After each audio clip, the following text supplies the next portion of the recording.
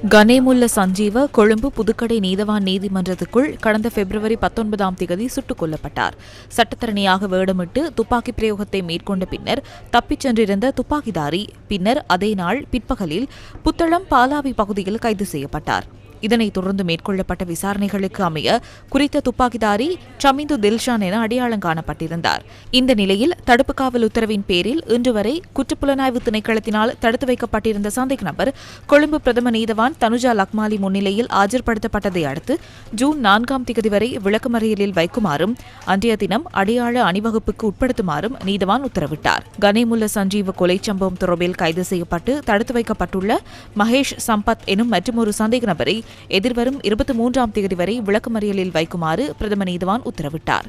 குறித்த சந்தேக நபர் துப்பாக்கிதாரியுடன் தப்பிச் சென்ற வாகன சாரதியாவார். தடுப்பு காவல் உத்தரவின் கீழ் தடுத்து வைக்கப்பட்டிருந்த இந்த 2 சந்தேக நபர்களும் போலீஸ் விசேட அதிரடிப்படையின் பலத்த பாதுகாப்புக்கு மத்தியில் கொழும்பு பிரதம நீதவான் முன்னிலையில் ஆஜர்படுத்தப்பட்டனர்.